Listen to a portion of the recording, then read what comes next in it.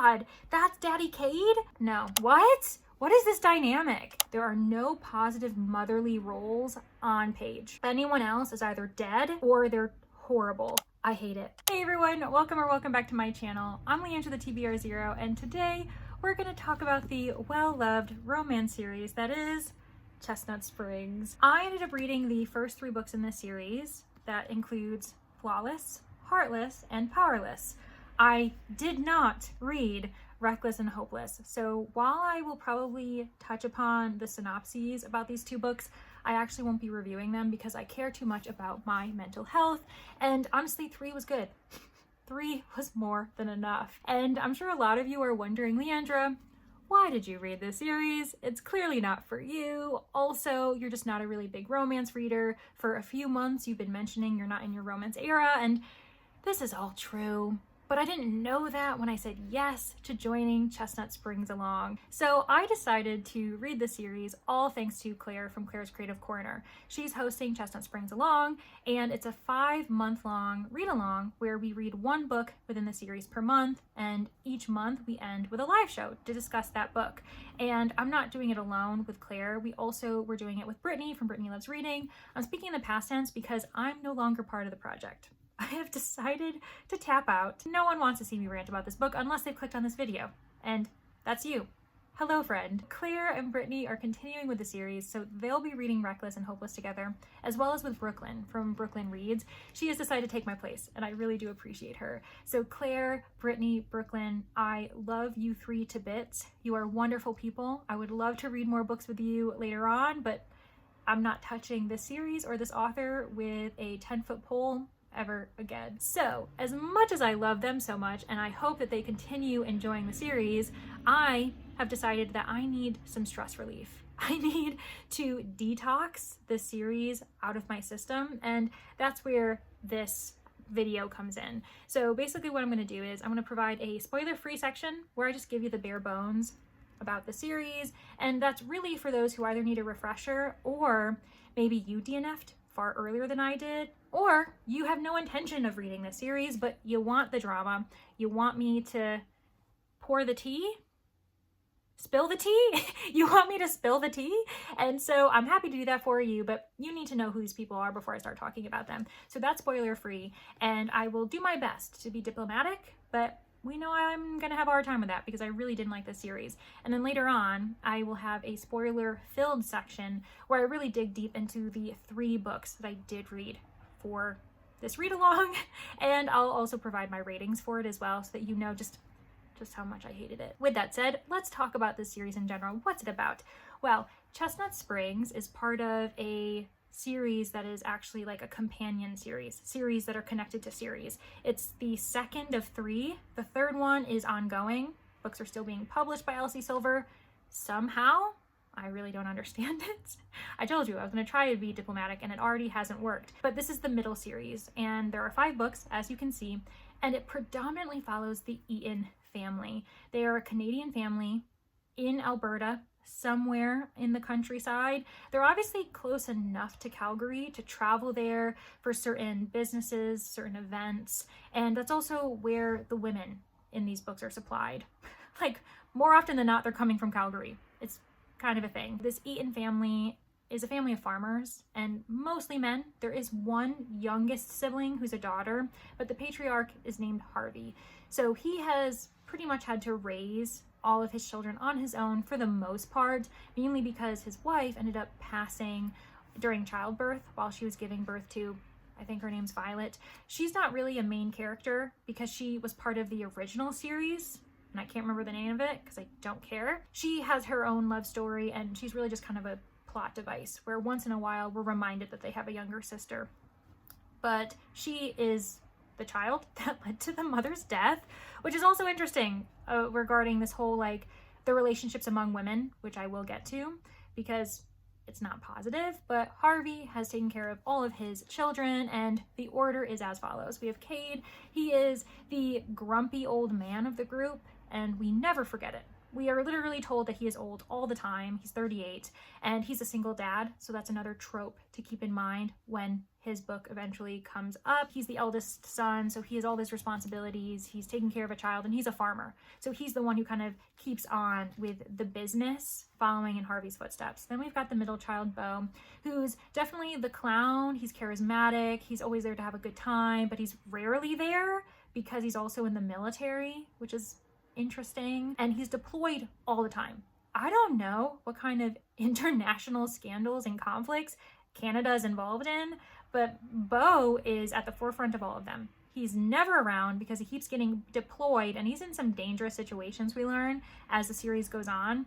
And I've talked to Brittany about it because Brittany Loves Reading is from Canada, and she's like, I don't know what kind of branch he's supposed to be a part of. Like, I don't know what his job description is because it doesn't sound like anything a Canadian soldier should be doing. Elsie Silver must just be a fan of American television, and she's basing Beau's character off of like American Special Forces or like American Marines because nothing else really makes sense. And she doesn't really put much effort into his character, unless she does with his book, because I don't intend on getting that far. So I don't know, the jury's out, at least for me. Then we have Rhett, and he's the youngest brother.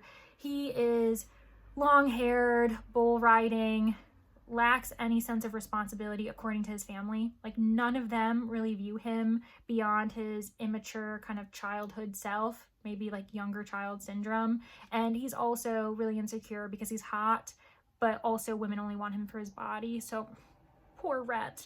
Then we've got the youngest sister, who again is just a plot device. She just kind of pops in and out when Elsie Silver decides that she needs her in there to like switch things up.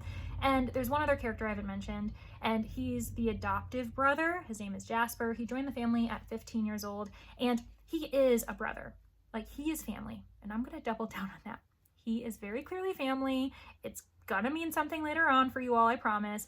But he calls Rhett, Beau, and Cade his brothers. He calls Violet, I'm just gonna go with it, I think that's her name, his sister. Harvey's his dad, and they say the same thing in return. So he is family. So to put plainly, we have 4 brothers, and all 4 brothers get a book on their own. But then what about that 5th book? Who are we following there? Well, we'll get into that.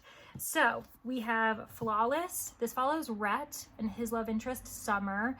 The tropes involved with this include, you know, romance at the workplace because she works for her dad, and her dad is Rhett's agent, and she's pretty much like forced on assignment to like be his babysitter. And there's also supposedly Grumpy Sunshine, but really it seems like halfway through Elsie decided to make her a sunshine character and just like keep pushing that narrative when I'm like, that doesn't make any sense. And there's also a gap in their age, which is just consistent throughout the entire series. Every single book in the series has an age gap of some sort. It's typically the man who's the older character, but not always. And I guess it's a sports romance because he's bull riding, but like, whatever with that. Oh, and City Girl meets Country Boy. Second book is Heartless. This follows Cade and Willa. Cade is the older brother, like I mentioned, and his connection to Willa is that Willa is Summer's best friend from Calgary, from the city, and she ends up being his nanny. So we've got single dad romance, we've got nanny romance, and this one's a significant age gap that we will never forget because Elsie Silver really didn't want us to forget it, because it was mentioned like 100 times. Willa is 25 and Cade is 38. So as far as the age gap goes, it is 13 years. And I believe it's also kind of like Grumpy Sunshine in a way, but it's more like grumpy old pervert and wild stereotypical redhead. So I'm gonna let you sit with that. Book 3, the book that really broke the camel's back, follows Jasper, the adoptive brother of the Eaton family, and Sloane, the cousin of the Eaton family.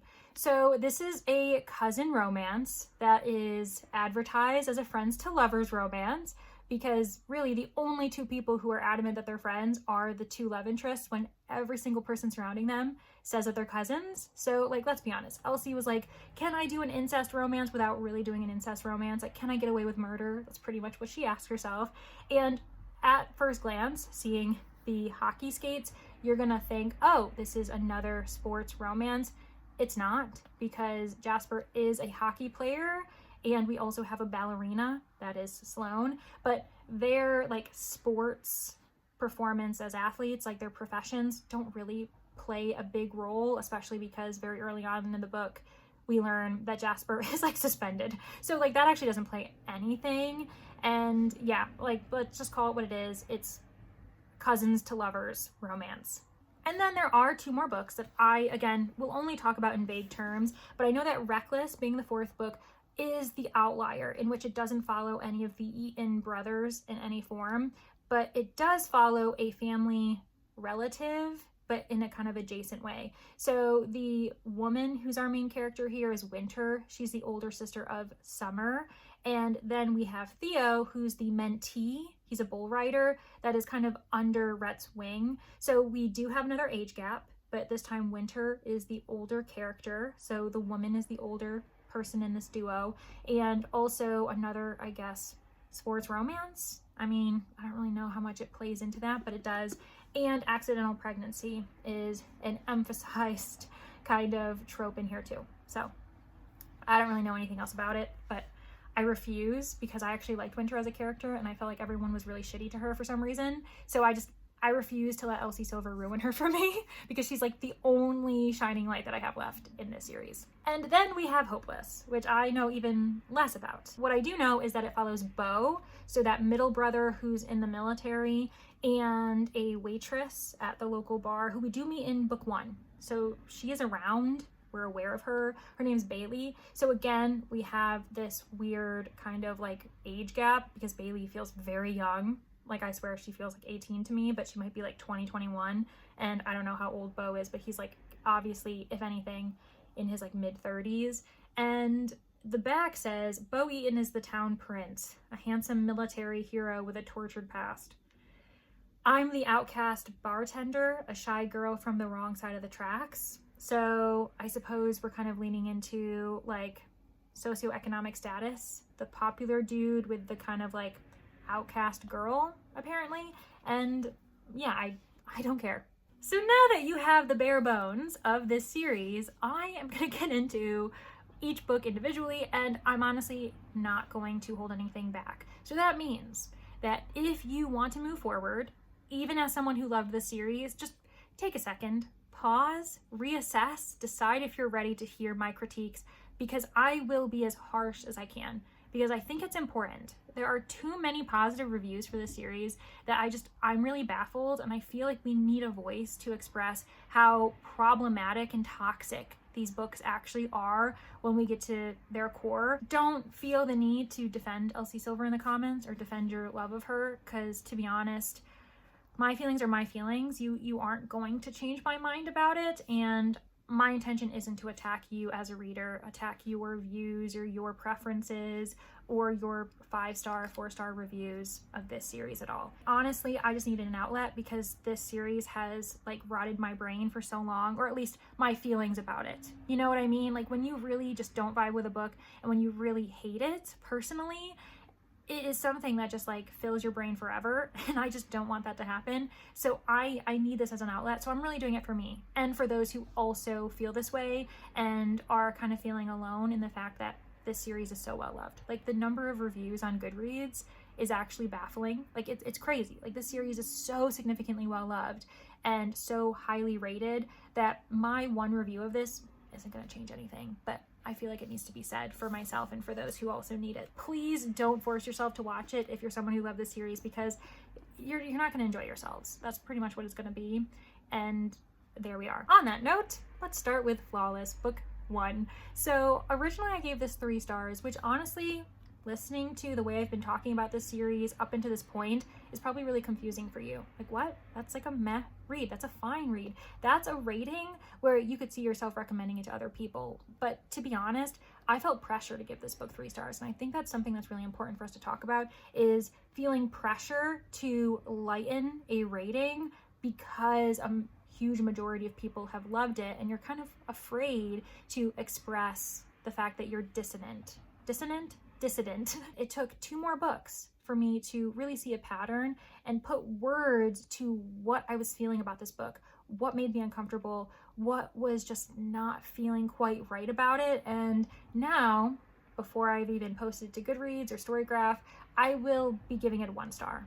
Like, you will see that rating because that's what it deserves in my opinion. So as I mentioned, it follows Rhett and Summer, and right off the bat, an issue that I have with this is that we have a huge power dynamic imbalance. Summer is submissive and in a lower level of power compared to Rhett and really every single man that she interacts with.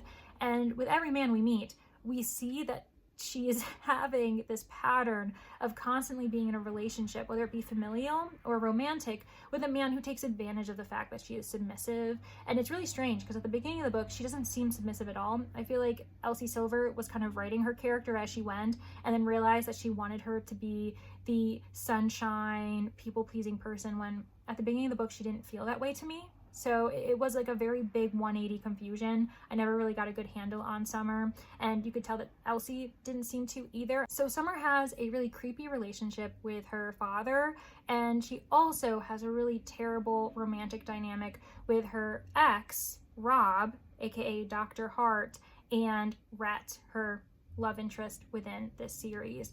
Let's talk about the dad first. The dad, Kip, is a pervert.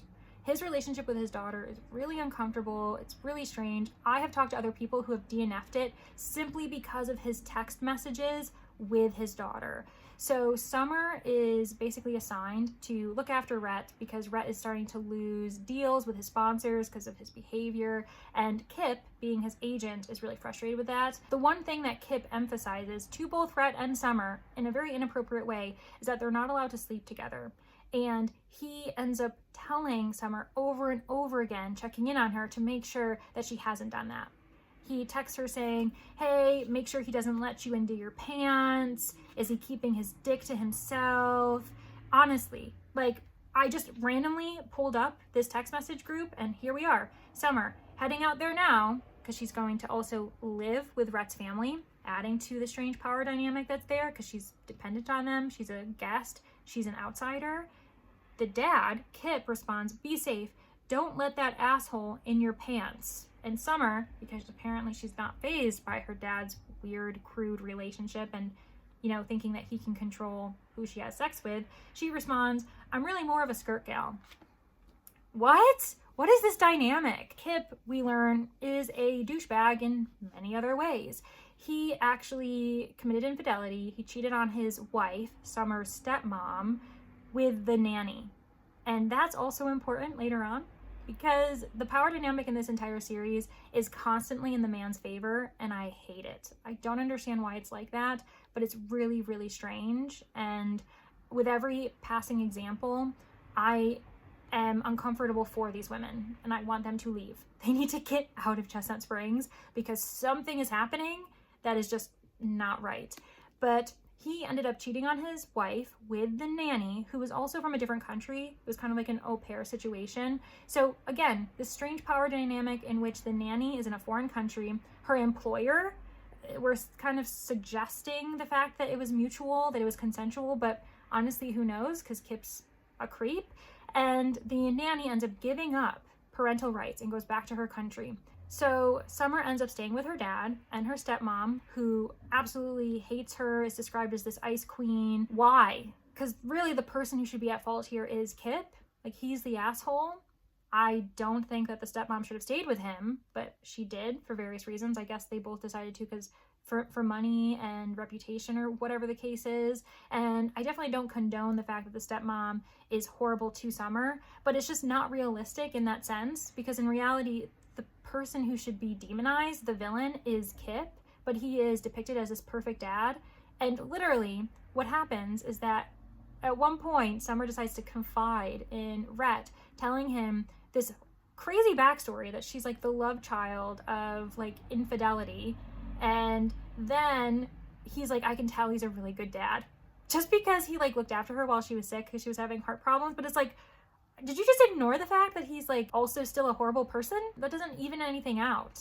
So it doesn't make any sense to me. So we've got a demonized evil stepmother as well as a demonized evil stepsister, Winter, who literally maybe speaks 5-6 times in the entire book, but she is like hated. Like, she says one thing to Summer, and both Summer and Rhett were like, oh my gosh, like Summer needed defending. I'm glad that Rhett defended Summer. And I'm like, Winter didn't say anything. Like, she actually, what she could have done, if you looked at it in a different light, was teasing Summer like a sister would, which we see all the time in the Eaton family with the brothers. So I'm like, why is Winter being treated differently?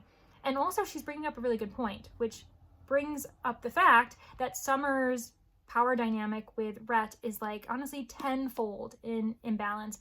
Not only is she dependent on him because she is staying at his family ranch, she is dependent on him work-wise because she needs this to be successful if she's going to stay in the career of being an agent for celebrities, especially in the sports world. She's also dependent on him because he's much older than her, and she idolized him as a child because she was a fan of him when he was starting off on the bull riding circuit. She had posters of him, magazines on her walls, and that's the thing that Winter teases her about it, saying, oh, I remember when you'd have Rhett on your wall. And that's like a very sister thing to kind of joke about, especially because Winter didn't realize the romantic tension going on with them. One thing after the other, to the point where we understand that Summer is very much in a subordinate role to Rhett. And Rhett does perform possessive acts. He is very adamant that they're not, but you can tell that they are, especially because Summer stands up for herself and tells him to stop doing it, including the fact that he ends up kind of revealing this huge secret about her, and that secret is that she had a very inappropriate relationship with her doctor. So with her heart issues, she became close to her heart doctor, who was Rob, and nothing happened while she was underage, but there is very obvious and open discussion about the fact that he was a predator, that he groomed her, and as soon as she turned 18, they started a physical relationship, and it ended up ending when he met Winter, her older sister, and now he's actually her husband. So he is Summer's brother-in-law. Rhett ends up announcing this to everyone, including Winter, and Summer is devastated. She's really frustrated because his outburst in like being possessive and showing that Summer was his and not Rob's anymore was really a selfish act, even though Rhett argues that it's not, because he hurt Winter. He ended up potentially like hurting Kip, like emotionally and physically, because Kip also hurt. He was in a hospital room after having a heart attack. I still hate Kip, but like, you know what I mean? And Summer's like, you gotta stop being possessive. That was not your secret to tell. And Rhett's like, you know, let's not confuse things. I was being protective, not possessive. That's not your place to say. You're not allowed to label that action because you're, of course, going to be skewed in what you think you're doing. We see it, honestly, continued, especially the fact that the men are older than the women, that are in control, either financially over the women or something to that effect, and also that there are no positive women characters beyond our main characters, our love interests. So there are no like positive older women mentor roles. Every other woman in these books are described as like horrible, and that means that these women don't have any people to talk to. They don't have any fellow women to lean into beyond each other in this toxic family. So I didn't know that with reading the first book, but you see the pattern continuing on, especially in Heartless, and it is insane. The fact that when you really think about it, there are no positive motherly roles on page. There are no positive women that are older than 30 on page. Now, people are going to argue, especially when I bring up Heartless, that there are two women who are supposedly, you know, wonderful examples of like child rearing, child care, and that includes the original nanny that Cade had, this older woman who actually helped Harvey back when his wife died and the Eaton boys needed assistance.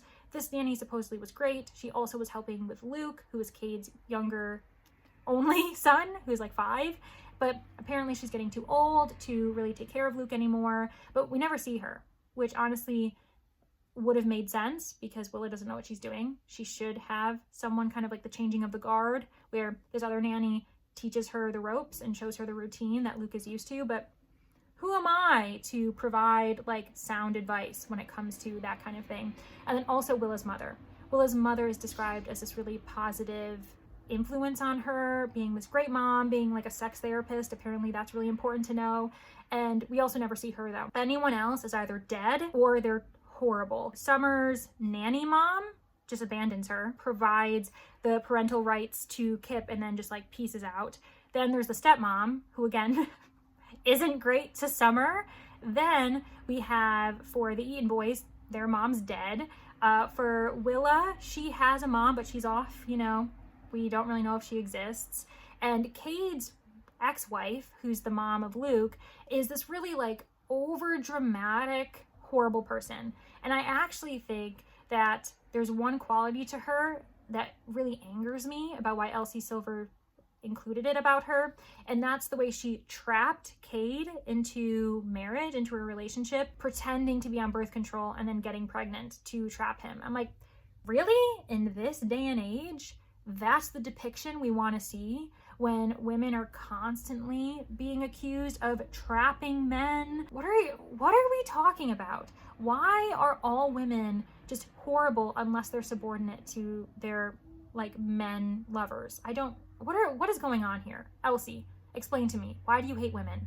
Why do you hate mothers? So anyways, let me actually dig into this book. So Heartless does follow Cade and Willa, and Cade is looking for a nanny. No woman who lives in this town is suitable because he's so protective, and all they want to do is actually sleep with him. Like, it is honestly emphasized that no woman who has actually like put in a resume, applied for this job, has any interest in actually taking care of Luke. All they actually want to do is get close to Cade so they can have sex with him. What is in the water in Chestnut Springs? I don't understand. And so Summer is just at her wit's end, especially because Cade, being a bit of a misogynist, a woman hater, and not really respecting women who work, and trust me, we'll get to that, he keeps thinking that Summer can just like be the nanny, even though she just opened up her own business, which is a bit also like over the top and not realistic. But she's like a business owner, a successful business owner. And he's like, can't you just take care of Luke? And she's like, no, I have a job. What is wrong with you, Cade? Anyways, we also learned that Cade is a hypocrite because you know who he hires? Willa. Their meet cute is that she drops her extra pair of panties because she doesn't wear panties, but she always keeps one stashed in her bag. He picks it up. She lets him keep it when she runs off. And then when Summer decides to bring Willa to the home to like introduce her, get her the nanny position, they've been drinking. And so Willa also has beer on her breath. And Cade asks no questions as far as her experience. Like, he really doesn't dig into it at all. And then he hires her. You know why? Because he wants to sleep with her. He's attracted to her. And that's where the hypocrisy comes in. Because every woman who apparently applied originally in the like traditional way, all they were like sex-crazed hormone fanatics who just wanted to, you know, ride his member. Meanwhile, Willa, who's this young woman, 25, no experience with kids, like Cade doesn't even do a professional interview, and he knows that her breath smells like beer. He also is aware that they had this very kind of uncomfortable situation where like if it was a meet cute, but in any professional sense, that would immediately be like, no, they should not actually be like in a working relationship together, especially because Willa ends up entering the home. She is like a live-in nanny. So again, we have this weird power dynamic where she works for him. Second book in a row. She's also much younger, and he cannot get over it. He says it a million times that they've got this 13-year gap and she's so fucking young, blah, blah, blah. And it's like, Cade, stop. You keep thinking this and you keep being like, oh, I'm such an old pervert. And it's like, fine. Yes, I believe you. You're an old pervert. Okay, we're all in agreement. Now, don't touch her. But he does. We also see Willa as a character being stereotyped and fetishized to a crazy degree, and it honestly surprises me that this is written by a woman. We're gonna get to the sex scenes, to the spicy scenes, but those also sound like they were written by a man. Like, I'm really surprised that Elsie Silver is a woman and that Willa is described as a feminist, because none of that is tracking. What I mean by Willa being fetishized, not only because of her youth, but she's redheaded, and it is very much a fetish. She is described as wild and crazy all the time. She has nipple piercings that like we can't stop forgetting, like we keep reminded of it.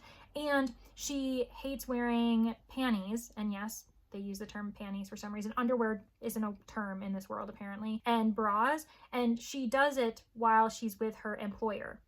When Luke is around, she'll put on a bra or whatever, but like it's to the point where she is also just so inappropriately sexual that like Cade, trying to keep that line like not blurred, she's constantly bringing up her like undergarments to him and joking about wet t-shirt contests, and I'm like, you are basically a man's wet dream. Like, I don't understand how this is just not being addressed, because it's really uncomfortable how sexualized she is, that's like her only personality, that she's crazy and that all she wants to do is like get with her employer. And on top of that, the scenes in which they are spicy are so inappropriate. It is crazy. Like, I swear these two characters forget that Luke exists, that this 5-year-old is roaming around in the house, especially because there's proof that he does listen in. That when they think he's asleep, there are times when he has actually heard them arguing. She calls him a woman hater, and then eventually she apologizes for it, when I'm like, no, he is. Also, they end up like fooling around and doing inappropriate things while they're like in the hot tub, where she's the one who has to keep doing like certain physical dares, whereas he's doing like truths. Are we not noticing this pattern? It gets really ridiculous. Like, I'm just like, what is going on here? Why do we even have a son in this picture when both of you keep forgetting about him? Neither of you should be taking care of a child. But let's pause on the spicy scenes and talk about the woman hating Cade, because Daddy Cade, which makes me want to vomit, does not like women. He does not respect women. As you could see, the fact that he didn't think Summer actually like would need to focus on her job, but also both he and Willa have interactions with women who are 30 or older or who are mothers, and none of them are positive. Like at the grocery store, Willa ends up interacting with this woman who kind of questions why she is like in charge of Luke and taking care of him, you know, of course in like a very Karen way, because Elsie can't make it actually like a woman who's concerned and confused by why a stranger is with this boy. But the first thing that Willa does is like a look up and down and assesses her physically and says she looks young at first, but when you get closer, she's caked on makeup, her wrinkles are showing, and I'm like, what are we doing? And then at this birthday party that Willa and Luke are already at, we see Cade struggling to force himself to go into the party because he hates the fact that it's always like Cougar City, that he has left Willa at this cougar den, and he eventually goes in, but he's like, oh, these women are going to keep like flirting with me and all this stuff. I'm like, why are you so disrespectful to the women who are flirting with you? Likely because they're also single parents. They're single mothers. A group of people who are actually extremely judged. They receive so much prejudice and so much like discrimination where people don't actually respect them and what they have to go through, compared to the single dad where everyone's like, oh my gosh, you know, you're a hero. Like, honestly, what are you talking about, Cade? You are attacking the one group of people who will understand you and actually experience more strife and more struggle than you. So what are you doing? And also, they're more appropriate for you. So calling them cougars, you're an old fart. Like, what are you talking about? Get away, you gross old man. That really, like, just what is going on here? But that adds to the fact that the only women he likes are super young, and he just fetishizes the crap out of them and can't stop thinking about it. Like, the reason why he wants to get with her is because she's young. Like, that is 100% very clearly the issue, because we see it. I have an example. So they're dancing at the bar and everyone's staring at them because apparently no one has anything else to do in this town. And he like is so attracted to the fact that she looks so young. She's got some pretty pink dress on. The way she's paired it with a pair of white Chuck Taylors makes her look too fucking young. What? And then he compares it to Summer in a pencil skirt and high heels. Willa is bright colors and sneakers. Why are you fetishizing how childlike she looks? And then, while they're dancing, of course, Willa, being this fetishized sexual goddess, has to make, like, blowjob jokes. And then Cade thinks that she's, like, referencing him or whatever. And she flirtatiously responds, "Who said anything about me and you, Cade?" She blinks, her thick lashes making her appear a lot more innocent than I'm thinking she is. Young? Yes. Shy? No. It's a dangerous combination for a man like me. Cade, step away. Get away from Willa and never touch her again. Never touch a woman again.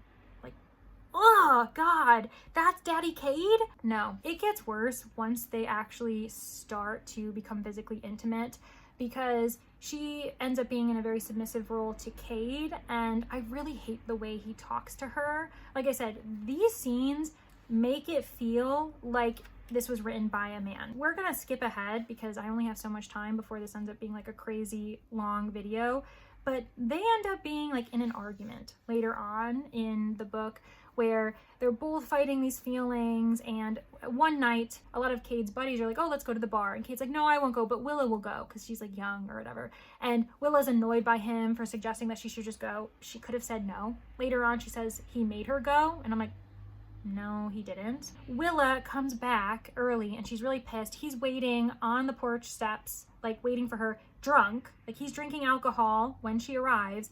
And they begin to like go at each other for who's controlling who and who's saying what, and it's really heated. At one point she says that he's giving her away to his buddies like she's a sex toy, and he's like, that's not what I did, blah blah blah. And like again, it like to the point where they are infuriated. And like fortunately Luke isn't in the house, like he's away like with his grandfather, but like it is like an argument. So then, you know what changes the mood apparently to them having sexy times is Cade in his fury saying, keep talking like that and I'm going to fuck the filth right out of your pretty mouth.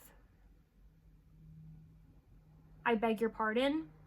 In this argument, you have threatened to quiet Willa with oral sexual assault. Let's actually take a second to unpack that. And I'm going to repeat the line. Keep talking like that and I'm going to fuck the filth right out of your pretty mouth. And you know what? Apparently that turns her on and she gives him a blowjob for that. What is going on?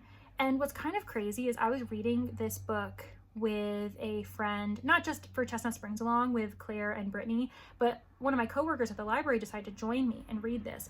And she was like, that is insane. She had decided to DNF this book long before I got to this line.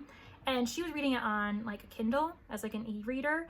And so she went to that line because we were at work and I was like, I need to show you this, but I don't have the book.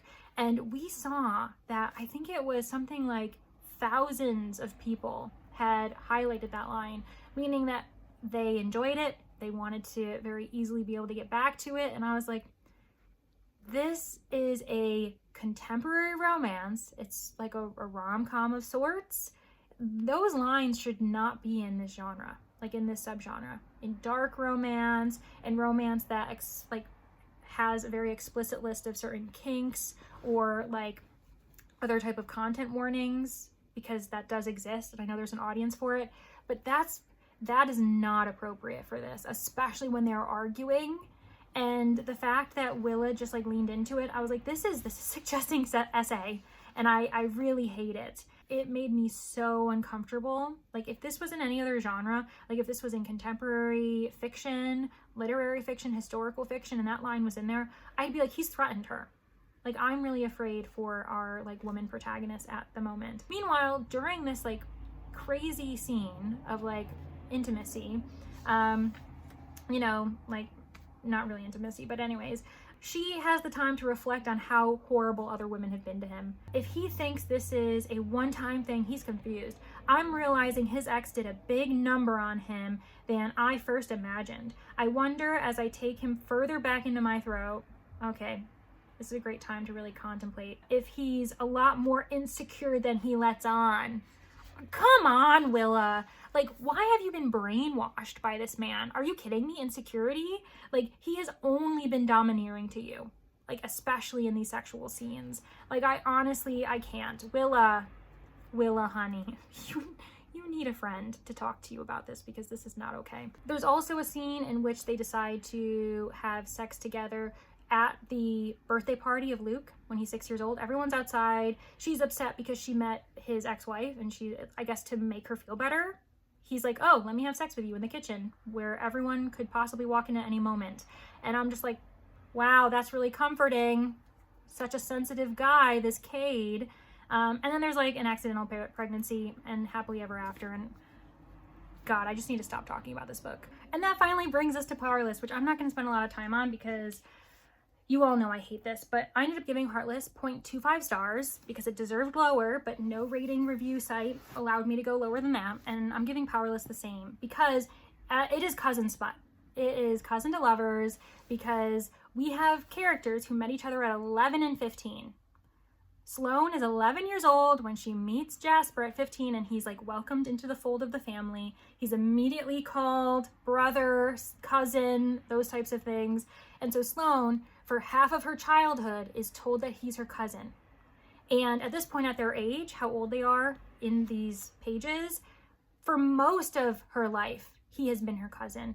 And even in their adulthood, everyone's emphasizing that they're cousins. They're cousins. I don't care, especially because they have spent time together. Like, they spent summers, every single summer together, thick as thieves. Like, he confided in her. They were close. Like, they are family. And I'm speaking from a perspective in which most of my cousins are not blood related to me. And I also didn't see them very often. Like, I would go like years not talking to them at times, especially like later when we were growing up and in like our teens. So I'm like, they are cousins. And I know that there is the argument from some people saying, oh, well, they're not technically cousins, and like them not really being close and not having that connection, it's fine. And I'm like, I disagree, especially because when we're thinking about this, her being 11, according to the American educational system, Sloane would be possibly in 5th grade. So an older elementary school child, or 6th grade, maybe like early middle school, depending on how it's broken up.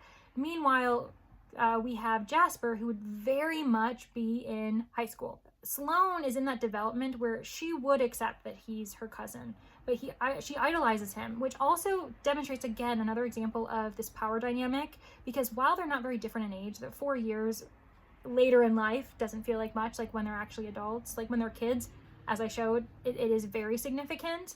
Like, I have an older brother who's 4 years older than me, and we were very different. Like, I was very much a child when he was in high school. So I'm just like, that's significant when they're kids. And she idolized him. He didn't have any much interest in her, but as soon as she turned 18, he suddenly is like, And then I think Elsie Silver in that section must have been told, whoa, we're getting into some things, because a couple pages later, after he said, oh, like when you turned 18, because she asked when he started being attracted to her, he was like, I wasn't attracted to you then though, but like at some point after that, it's like, okay, fine, like Elsie, whatever.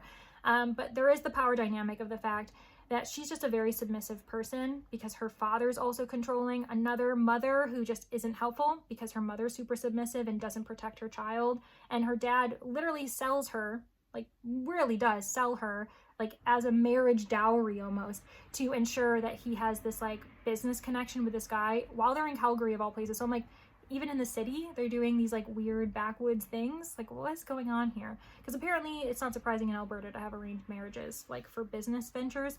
Another Canadian told me that. I don't know. I'm not Canadian. I'm not living in Alberta, so I can't confirm or deny that. But she ends up having this arranged marriage to this fiance who's also a douchebag.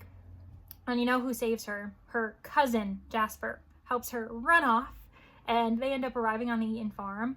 And what's so funny is Harvey, this creepo dad, literally, again, every single book he's different. He was all up in the blowjob jokes with his family in Heartless for some reason. And in this book, he is like so happy that he has his son and his niece getting together, to the point where like he's distracted by the fact that Beau is like missing in action, which is just crazy and random.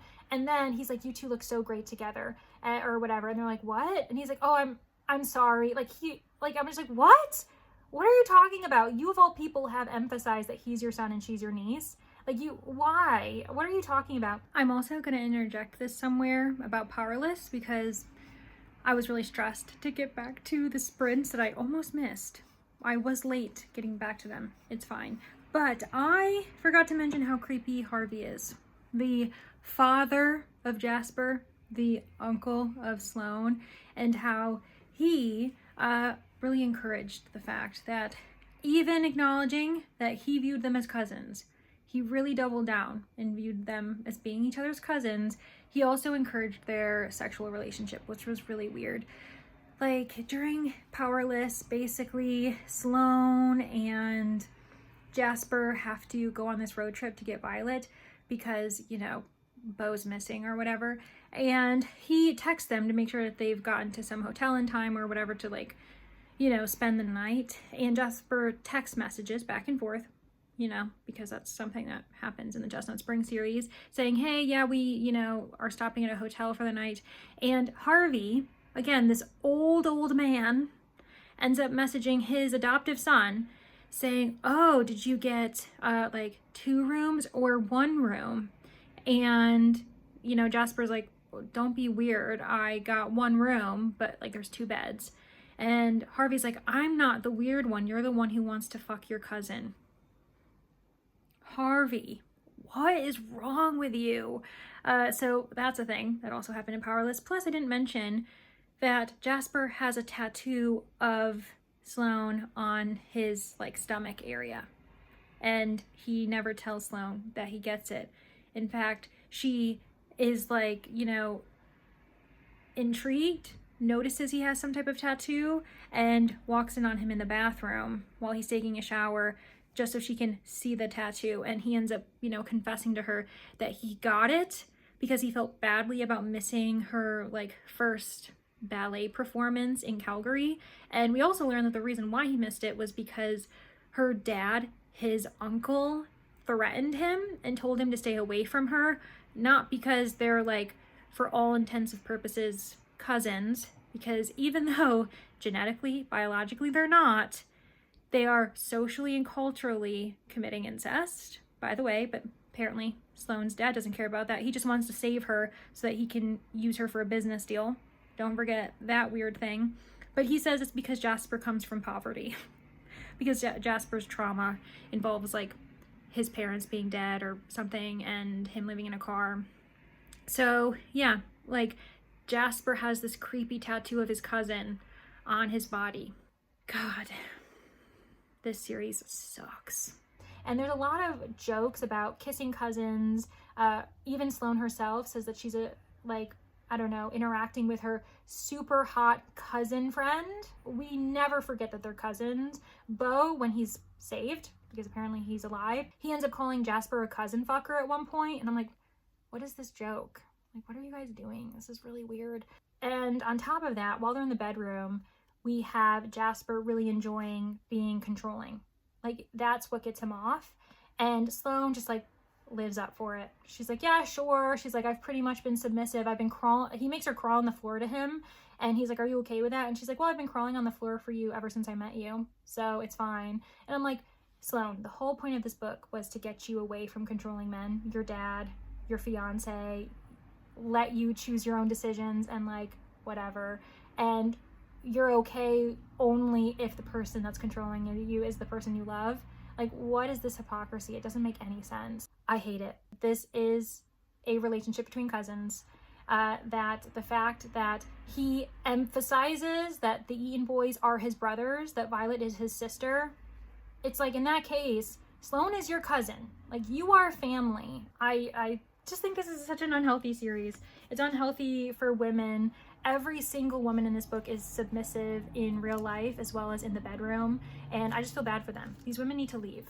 Like, what is going on? Why are all of Chestnut Springs women like horrible horn dogs, also hate children, and are rude and terrible? And these like women who are coming from Calgary are so dependent and allowing this power dynamic to continue. That concludes the fact that I hated this series. I will be selling these because I refuse to not make any money off of my troubles. So I'll be having them on Pango. But thank you all so much for getting to the end. I recognize that this was a tough video and I'm really riled up now, but I also have sprints to get back to. So I'm gonna wrap this up really quickly. Thank you all so much for being here, for being to the end. Let me know in the comments if you agree with me. If you don't, just be respectful about it.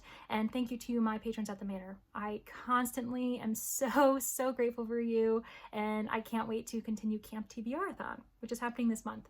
All right, thanks everyone. Bye!